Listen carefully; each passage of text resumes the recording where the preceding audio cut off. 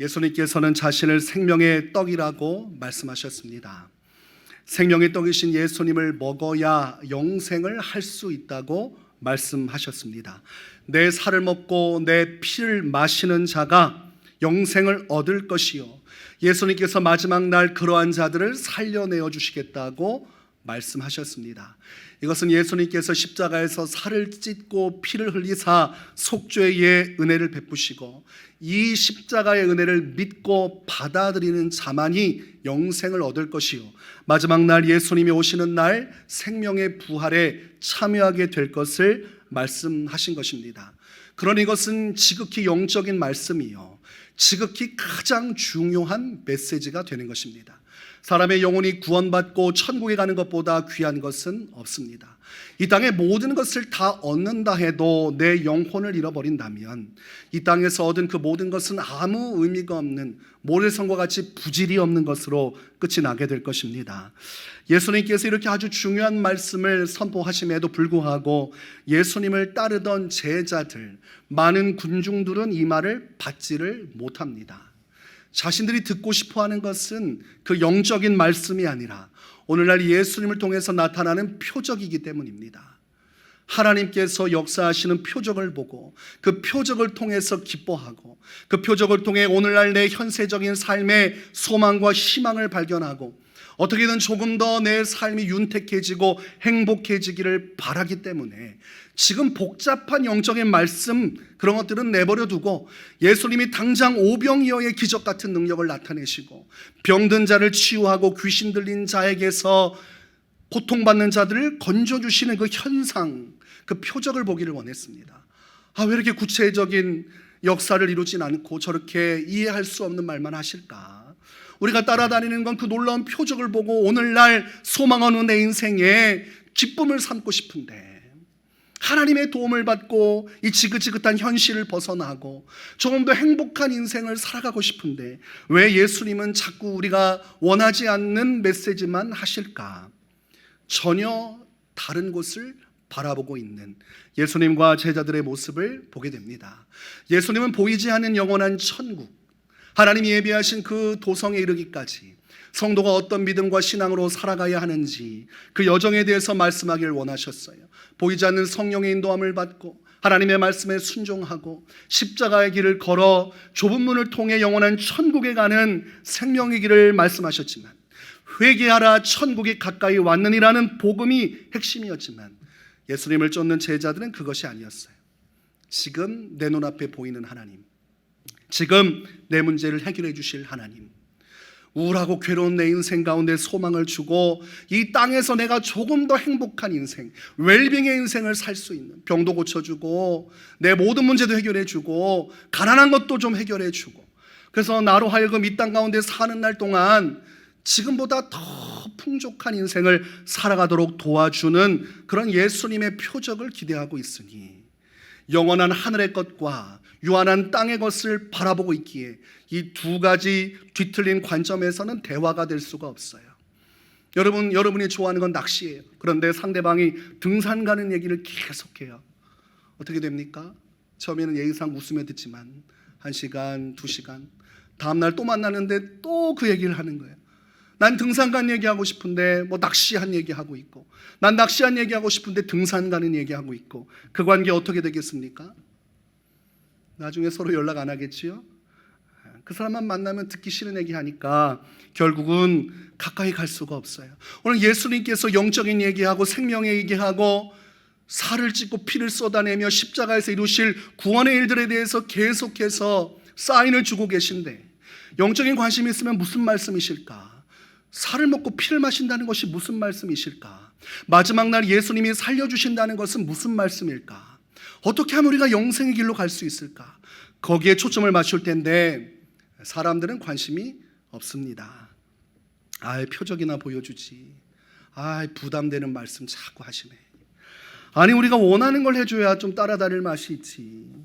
아니, 우리의 삶에 뭔가 보여주고 나타내줘야 우리가 따라가지.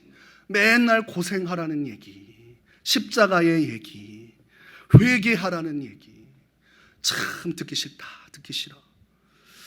오늘날 많은 사람들이 믿음을 갖고 있다고 말하지만 어디에 갇혀 있습니까? 현세적인 믿음에 갇혀 있습니다.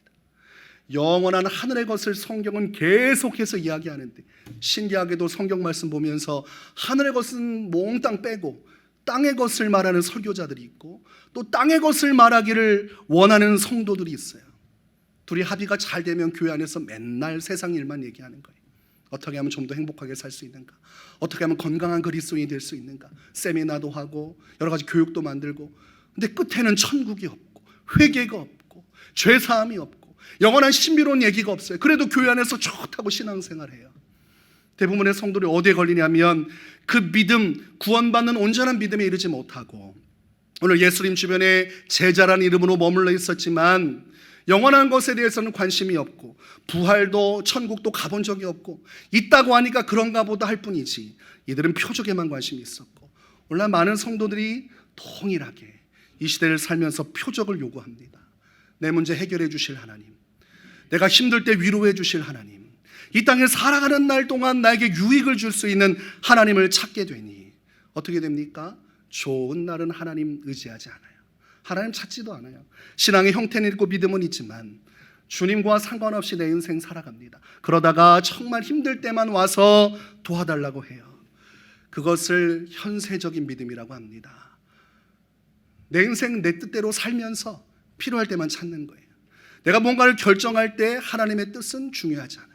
어떤 것이 내게 유익할 것인가, 어떻게 하면 좀 더 내가 행복한 신앙생활을 할 수 있을까, 어떻게 하면 내가 좀 더 평안과 위로를 얻을 수 있을까, 여기에만 초점을 맞추고 여기에 합하는 말씀만 듣고 여기에 합하는 인생을 살아갑니다. 그래서 현세적인 믿음은 궁극적으로 진리에 별로 관심이 없습니다. 나의 오늘의 삶에 관심이 많아요. 그래서 최종적인 결정을 할 때 항상 모든 선택의 기로에서는 어떤 것이 내게 유익한 것인지를 따라 선택을 하게 되어 있습니다. 그래서 하나님을 이야기하고 신앙을 얘기하지만 결과적으로는 자기가 가고 싶은 길로 가요. 그래서 믿음의 형태를 지니고 있지만 결과가 다른 것이죠. 성경에 기록된 믿음의 사람들은 저마다 다른 시대를 살아갔고 환경을 살아갔습니다. 그러나 그들의 선택지는 한결같이 이 땅에서 어떤 것이 내게 유익한가 있지 아니하고, 어떤 것을 주님이 원하시는가, 어떻게 하면 주님이 더 영광을 받으실 수 있는가, 하나님의 뜻하신 인생은 무엇인가, 하나님의 말씀과 뜻을 따라 살아갔습니다. 그것이 가시밭길이라도 가는 것이에요. 우리가 기독교 로고 마크가 가시밭의 백합화 아닙니까?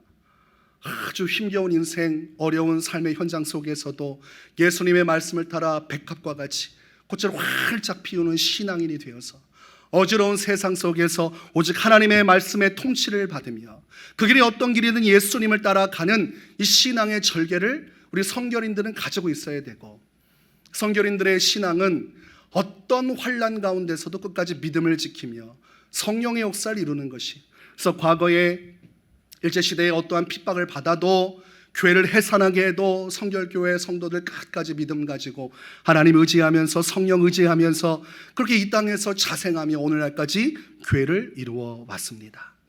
그러나 그 신앙이 무색하게 오늘날 많은 그리스도인들이 이 세상 가운데 생겨났지만 지나가다 부딪히면 그리스도인이에요. 시상식에 보면 전혀 알지도 못했던 사람이 하나님께 영광을 돌립니다. 그렇게 이야기를 해서 예수 믿는 사람인가 보다. 그때는 다른 프로그램에 가니까 술을 진탕 먹고 취한 얘기를 하고 있어요. 그래서 저 사람은 예수님을 믿는다는 건지 믿고 싶다는 건지 그냥 믿는다고 생각해 달라는 건지 모르겠지만 너무나 많은 그리스도인들이 살아가고 있는데 그들 모두가 참으로 신기한 것은 온전한 믿음의 길로 가지 않고 현세적 믿음의 길로 빠져간다는 것입니다. 무슨 말입니까? 자신이 원하는 인생을 살면서 그 끄트머리에는 신앙과 믿음을 붙인다는 것이, 내 인생 내가 원하는 대로 내 뜻대로 살아가지만 그것을 하나님의 이름으로 포장을 하며 살아간다는 겁니다. 현세적인 믿음은 십자가의 길로 가지 않습니다. 현세적인 믿음은 어떻게 할 수 있냐면 결정적인 순간에 십자가의 길로 가지 않아요. 교묘하게 피해갑니다. 근데 그냥 피해가는 것이 아니라 하나님의 이름을 도용해서 피해가요. 하나님의 뜻이다. 어려운 길은 다 피하면서 하나님의 뜻이라고 얘기해요. 하나님께 기도해 봤더니 하나님께서 내게 말씀하셨는데 이게 하나님의 뜻이라는 거예요. 그래서 그리스도인들이 하지 말아야 할 것 중에 한 가지가 기도하지 않으면서도 기도해 보겠습니다라는 말을 사용하는 것이 정중한 거절로 사용하지요. 교회에서 뭔가 얘기하고 요청이 들어오면 기도해 보겠습니다. 그럼 정말 기도해 봐야 되는데 대부분이 이렇게 말하면 알아듣겠지. 정중한 거절이에요. 그런데 그렇게 말을 해보면 상대방이 그 다음에 얘기를 할 수가 없어요. 왜냐하면 기도했다고 하고 기도하고서 반응이 없으면 말하기가 그렇잖아요. 하나님께 기도했는데 그것이 하나님의 뜻이 아닌가 보다. 근데 거기서 더 얘기하면 괜시리 내가 하나님의 뜻을 어기라고 자꾸 요청하는 것 같아서 하나님께 기도해 보겠습니다라고 말하거나 하나님께 기도했더니 이런 마음을 주셨습니다라고 거절하면 그 이상 이야기를 할 수 없어요. 정말 기도해서 하나님의 뜻이 그래서 거절할 수 있습니다. 그런데 문제는 기도하지도 않으면서 기도했다고 말하는 것, 그리고 하나님의 분명한 응답을 받지 않고서도 하나님이 말씀하셨다고 이야기하면서 결과적으로는 부담되는 것을 피해가니 이것이 문제가 되는 것이에요. 나 자신의 선택을 합리화하기 위해서 하나님의 이름을 끌어 가지고 온다면 그것은 큰 죄가 됩니다. 신명기 5장 11절에 너는 네 하나님 여호와의 이름을 망령되이 일컫지 말라. 나 여호와는 내 이름을 망령되이 일컫는 자를 죄 없는 줄로 인정하지 아니하리라. 어려운 순간을 피하기 위해 하나님께 기도했다고 그러고 하나님이 원치 않는다고 말하고 주님 내게 확신을 주었다고 말하는데, 여러분 참으로 이상한 것은 십자가의 길을 가려고 할 때 주님이 말씀하셨다고 가는 사람은 없고 꼭 편한 길로 갈 때 하나님이 말씀하셨다고 가는 사람은 많다는 것입니다. 아니 50대 50만 되면 이해를 하겠어요. 근데 대부분의 성도들이 부담되는 말하면 하나님에 대한 이야기를 하는데 결과적으로 안 가겠다고 얘기하는 것이, 그래서 목회를 하면서 이상하다. 왜 하나님은 꼭 십자가를 지지 않는 길로 성도들을 인도할까? 둘 중에 하나예요. 그 성도가 거짓말을 하고 있든지 하나님이 십자가의 길로 걸으라고 말씀해놓고 정작 성도들에게는 편한 길로 인도한다든지 뭐 둘 중에 하나인데, 저는 결론적으로 성도들이 하나님의 이름을 많이 기만하는구나. 여러분 거짓 선지자들이 어떤 사람들입니까? 뭐 살인마들입니까? 그러지 않아요. 거짓 선지자들의 문제점은 하나님이 말씀하신 적이 없는데 하나님의 뜻이 아닌데 그저 자기가 원하는 걸 말하고 하나님 뜻이라고 말하는 게 거짓 선지자예요.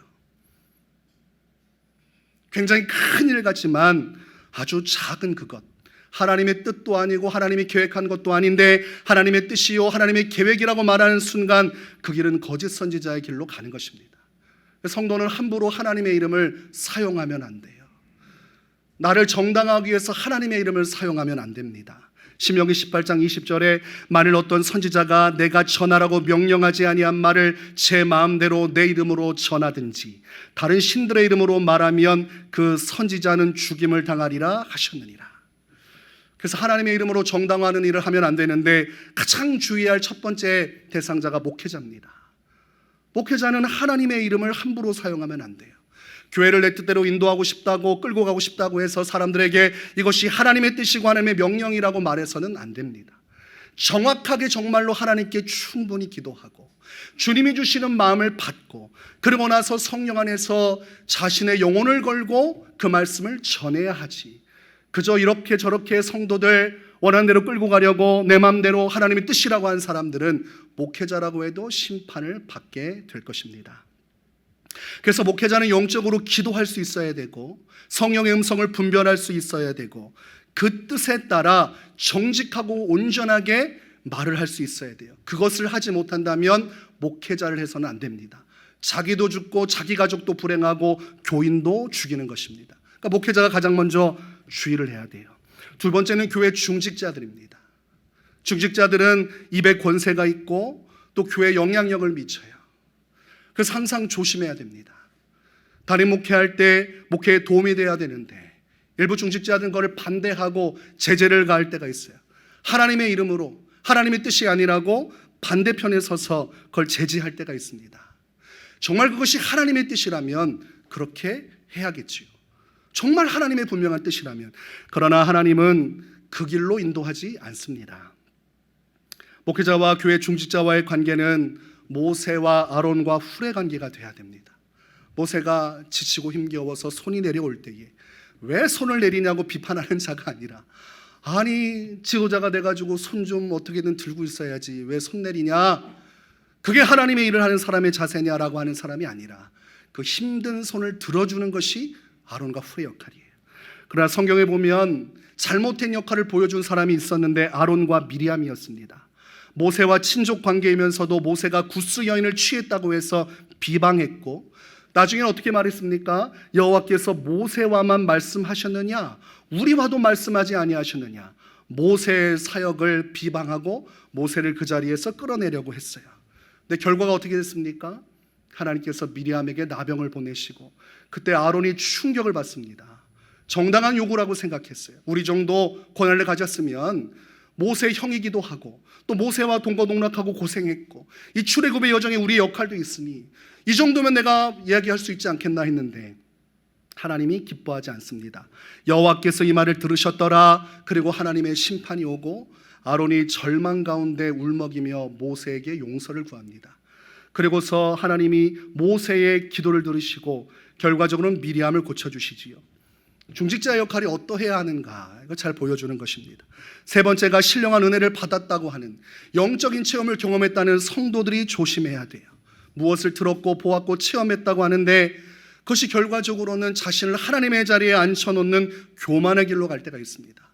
그래서 교회를 세워주고 교회 역사를 질서 안에서 헌신하고 봉사해서 누가 봐도 그 교회에 오면 예수님 만나고 은혜 받게 해야 되는데 높은 자리에 올라가서 교회를 비판하지요. 목사님의 영성이 문제가 있다, 중직자들의 태도가 문제가 있다, 우리 교회는 근본적으로 뒤집어 엎어서 바꿔야 된다. 자기 자신에 대한 회개와 자기 자신의 사명에 대한 것은 다 내려놓고 본인이 하나님의 자리에 가서 하나님의 말씀을 대언하는 것처럼 교회를 뒤집어 엎는 이런 체험했다는 성도들이 있어요. 그래서 신령한 은혜를 체험했다고 하면 항상 분별을 해야 됩니다. 그 열매가 무엇인가. 정말 하나님 만난 사람, 정말 성령의 은혜 받은 사람은 교회를 은혜롭게 세우지 교회를 무너뜨리지 않습니다. 교회에서 비평하고 비방하는 것은 누구나 하는 것이, 그러나 섬기고 기도하며 묵묵히 교회의 일을 이루어가는 것은 오직 정말로 주님을 사랑하는 자만이 이룰 수 있는 것입니다. 예수님께서 오늘 이 요한복음 6장 말씀에서 가버나움에서 말씀을 전하시고 영적인 진리를 얘기할 때에 유대인들은 마음이 더 닫혀버렸습니다. 표적도 안 행하고 뻔한 얘기한다, 부담되는 얘기, 듣고 싶지 않은 얘기. 오늘 성도들이 어떤 얘기 듣고 싶지 않습니까? 십자가지라는 말을 듣고 싶지 않아요. 근데 우리 교회 강단에서는 매번 십자가지라는 얘기만 나와요. 그래서 아내가 걱정을 할 때가 많아요. 여보, 십자가지라는 얘기는 좀 자제했으면 좋겠어요. 이 얘기도 하지 말라고 할 텐데 성도들이 너무나 부담스러워할 것 같아요. 왜냐면 본인도 부담스럽거든요. 자꾸 십자가지라고 하니까 아유, 난 사모인데 얼마나 십자가를 져야 되나. 목회자 가정도 부담스럽습니다. 십자가를 지라는 말을 할 때 목회자는 뭐 속이 시원한 줄 아십니까? 같이 부담스러운 거예요. 인간적인 얘기하면서 서로 이렇게 동변상련의 마음으로 위로하면 나도 그 안에서 위로받지만, 십자가 지자고 하면 목사도 같이 져야 되는 겁니다. 그 십자가의 설교를 하기가 어려워요. 그러나 예수님이 가라고 하신 곳이 십자가의 길이요, 예수님이 원하시는 것은 이 땅의 육신에 관한, 어떻게 하면 내가 더 행복할까, 어떻게 하면 내 삶에 더 유익을 얻을까. 사도 바울이 말한 것처럼 나의 만족과 유익을 위해 사는 것 다 내려놓았다고 말했는데, 그건 내려놓고 신앙의 길로 걸어가야 온전한 믿음의 길로 가는 것이지, 그거 붙잡고 신앙생활하면 현세적 믿음의 발목이 잡힙니다. 하나님이 말씀하셔도 그 길로 못 가요. 왜냐하면 손해보는 길이고 어려운 길이기 때문에 육신의 눈에 마음이 붙들려서 십자가 길로 가지 못합니다. 그래서 현세적인 믿음을 가진 성도는 결국 결과적일 때 십자가를 지지 않습니다. 어떻게든 피해가요. 그런데 그 한 번이 아니라 죽을 때까지 그렇게 살다가 끝이 납니다. 어느 곳에 가든 어떤 곳에 있든 원리는 똑같아요. 내 자신이 변화되지 않는 한 어떤 조건이 오면 떠나가게 되어 있습니다. 예수님께서 본문 63절에 이런 말씀을 합니다. 살리는 것은 영이니 육은 무익하니라. 내가 너에게 이런 말은 영이요 생명이라. 제자들아, 너희들 내 말을 듣고 부담스러워하고 힘겨워하는 것 알고 있는데, 지금 너희들이 왜 수근수근거리는지 비판하는지 알고 있는데, 너희들이 살 길은 나의 영적인 말씀을 듣는 것이야. 너희가 이 세상에서 표적을 보고 그 안에서 환희를 갖고 하나님이 살아계시다는 걸 느끼고 오늘날 너의 삶의 문제를 해결받고 이 땅에서 승승장구하며 사는 것까지가 너의 인생의 전부가 되어서는 안 돼. 비록 그 모든 걸 잃어버린다 할지라도 너희의 생명을 찾을 수 있는 영의 삶, 말씀에 순종하고 십자가를 지며 주의 길을 따르는 그 영의 삶, 이 생명의 말씀을 따라 살아가야 되는 거야. 살리는 것은 영이야.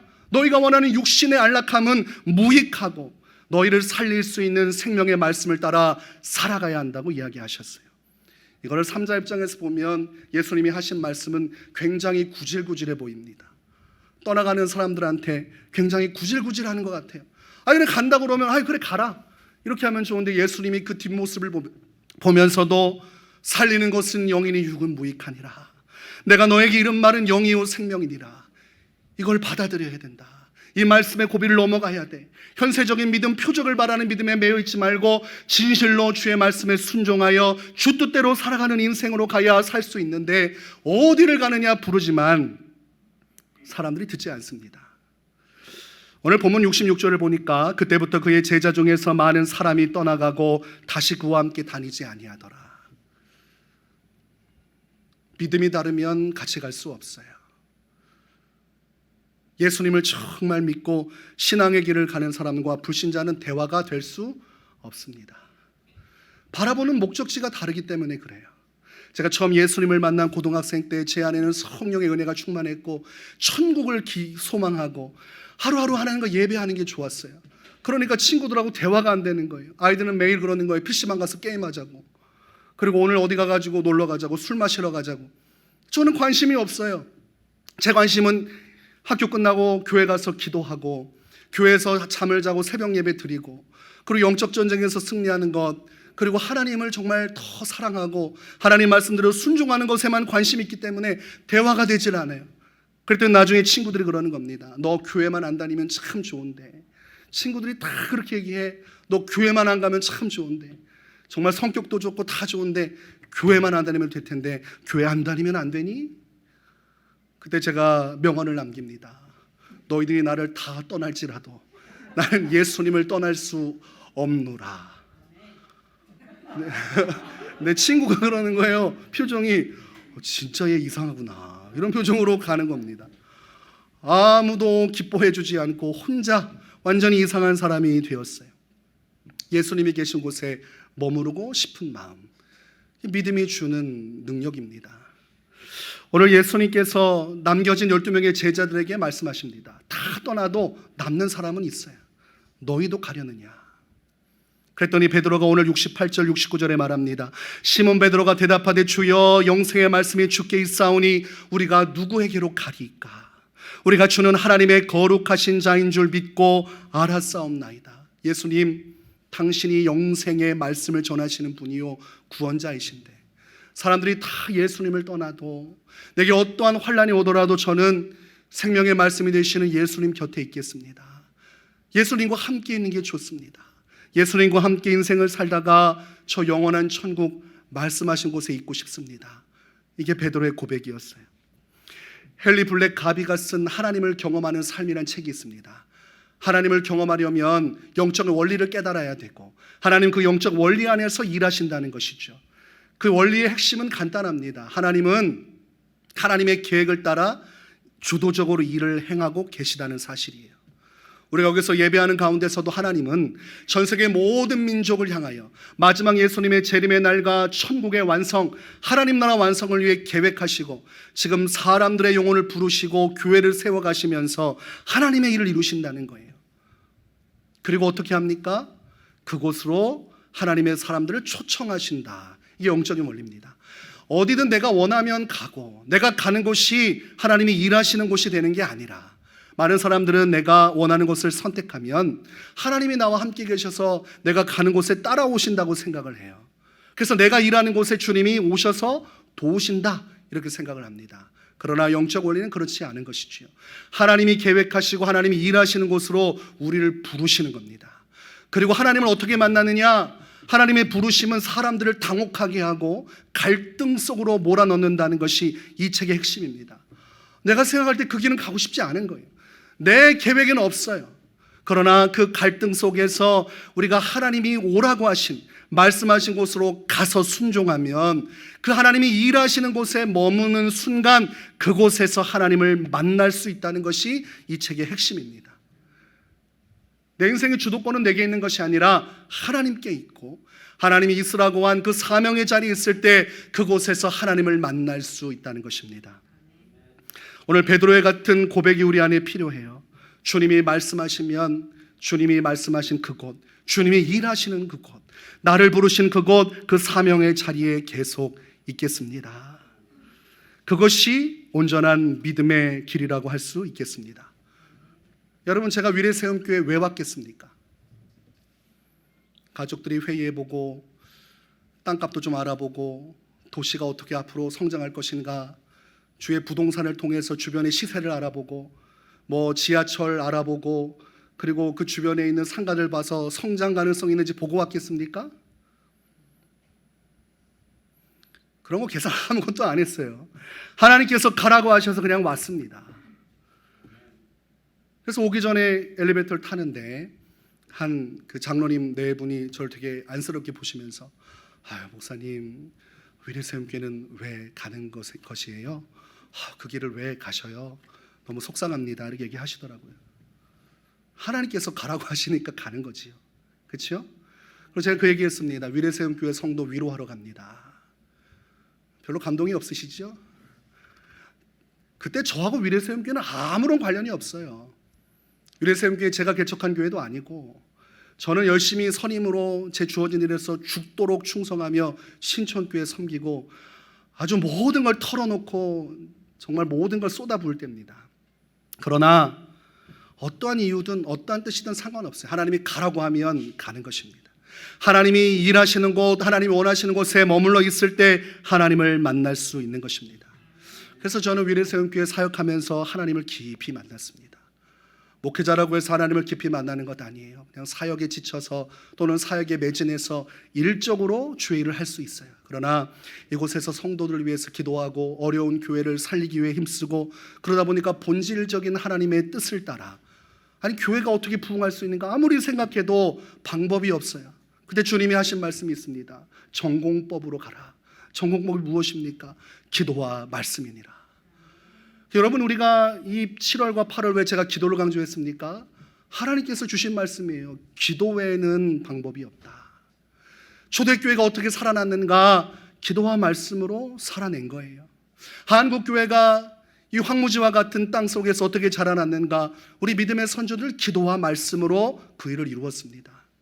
오늘날 교회는 너무나 많은데 저마다 여러 가지 방법을 찾습니다. 카페를 만들어 보기도 하고, 도서관을 만들어 보기도 하고, 또 시와 연계해가지고 구제 사업을 하기도 하고, 여러 가지 방법을 찾고 프로그램을 만들지만 그렇게 해서 하나님의 교회는 세워지지 않습니다. 영적인 것이기 때문에 어차피 마귀가 발로 짓밟으면 교회 안에서 성도를 실족해서 계속 나가고, 교회 안에서 갈등이 커져가고, 또 외부에서 어려움이 와서 얼마 버티지 못하고 무너지게 되고, 목회자 자신이 견디지도 못하고 성도들이 못 견뎌요. 성도를 견고하게 붙들어주는 하나님의 말씀, 그리고 기도 속에 성령의 은혜가 있으면 아무리 상황이 어렵고 힘겨워도 그 안에서 버텨내고 사명의 역사를 감당할 수 있는 것입니다. 베드로전서 4장 13절에서 이렇게 말씀합니다. 오히려 너희가 그리스도의 고난에 참여하는 것으로 즐거워하라. 이는 그의 영광을 나타내실 때에 너희로 즐거워하고 기뻐하게 하려 함이라. 성경은 고난에 동참하라고 말씀하세요. 로마서 8장 17절에 자녀이면 또한 상속자 곧 하나님의 상속자요 그리스도와 함께한 상속자니 우리가 그와 함께 영광을 받기 위하여 고난도 함께 받아야 할 것이니라. 자기를 괴롭히라는 것이 아니에요. 이 고난은 주님의 말씀에 순종해서 주님이 하라고 하시는 일을 할 때에 오는 어려움을 말하는 것입니다. 나를 막 채찍질하고 기도하지 못한 나를 막 자책하고 말씀 보지 못해서 너는 나쁜 놈이야 라고 그런 고난에 몰아세우는 게 아니라, 주님이 내게 있으라고 하신 곳, 내게 말씀하신 곳, 비바람이 몰아치고 폭우가 몰아쳐도 주님이 그곳을 떠나라 하기까지는 머물러 있는 것입니다. 제가 아내한테 그렇게 얘기했어요. 하나님이 말씀하지 않으시면 나는 주님이 있으라는 곳에 평생 있을 각오를 하고 있다. 성도들이 다 떠나가도 주님이 그곳에 있으라 하시면 나는 그곳에 있겠다. 근데 아내가 그러는 거예요. 다 떠나고 나면 혼자 목회를 어떻게 하려고 그런 말을 하느냐. 말이 그렇다는 거지요. 다 떠나면 목회 어떻게 합니까? 혼자 여기서 뭐 북치고 꽹가리 치면서 혼자 전도했다가 혼자 식사했다가 안 되지요. 그러나 그런 마음을 가지고 간다는 것입니다. 사도행전 20장 24절에 사도 바울이 이런 말을 해요. 내가 달려갈 길과 주 예수께 받은 사명 곧 하나님의 은혜의 복음을 증언하는 일을 마치려 하면은 나의 생명조차 조금도 귀한 것으로 여기지 아니하노라. 예루살렘으로 자꾸 가는데 예언하는 자매들, 그 예언하는 성도들이 만류했습니다. 지금 예루살렘으로 가면 큰 환난이 기다린다고 성령이 말씀하시는데 사도 바울이요, 그 길 가지 말고 조금 더 돌아가더라도 생명을 유지해서 더 많은 제자들을 양육하고 하나님의 교회를 이롭게 하는 그 길로 갈 수도 있지 않습니까? 왜 죽으러 그 길을 갑니까? 성령이 말씀하시는 그 길, 죽음의 길 가지 말고 도리어 사도 바울 건강도 챙기고 원하는 바를 따라 우회하는 길로 가라고 이야기하지만 성경 말씀 보면요, 사도 바울이 그 예언을 듣지도 않습니다.